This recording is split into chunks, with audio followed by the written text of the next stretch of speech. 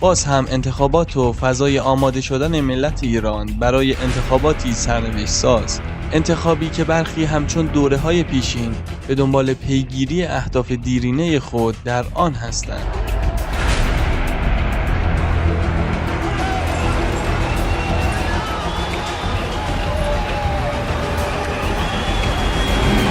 هندسه مداخله این بار نیز با کلید واژه تکراری فتح سنگر به سنگر پیگیری می شود. فتح مجلس شورای اسلامی به همراه فتح مجلس خبرگان رهبری توسط نامزدهای مطلوب آنان، یعنی تغییر ترکیب مجلس به سود تمایلات اصلاح طلبانه و آزادی خواهانه. چنانچه منسجم و چالاک و هماهنگ رأی‌ها در انتخابات 7 اسفند رخ بده، قادر هستیم این مجلس تندروها رو در مجلس موقعیتشون رو تضعیف بکنیم.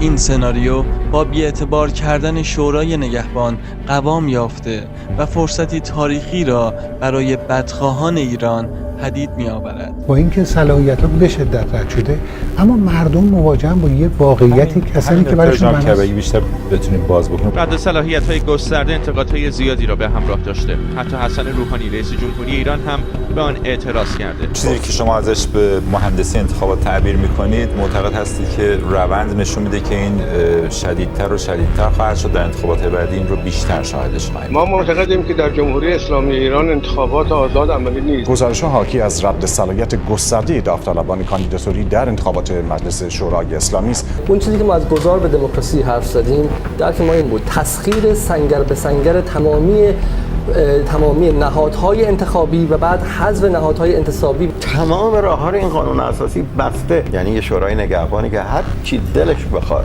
میگه میکنه و مفسر قانون اساسی هم خودش هست. این باید خاتمه پیدا بکنه، خاتمه پیدا خواهد.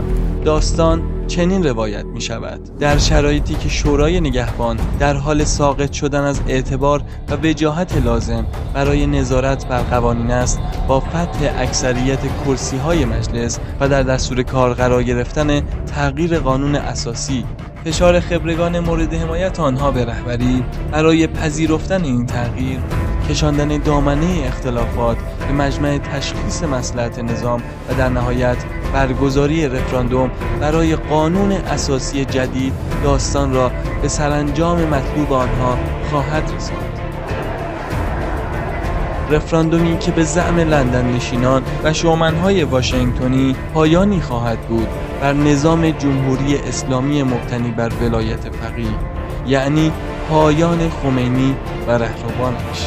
بدیهی است که آنها نمیخواهند باور کنند که قدرت نظام اسلامی مبتنی بر حضور همیشگی مردم با بصیرت در دفاع از آرمان‌های امام راحل و تدابیر رهبری است. هندسه مداخله آنها هرچه که باشد، مطمئناً این بار نیز مردم برخلاف خواست آنها اقدام می‌کنند و اثبات نمایند که تحقق رویای آژاکس 3 تنها مناسب خواب‌های آشفته کاخ بکینگهام و کاخ سفید است و بس.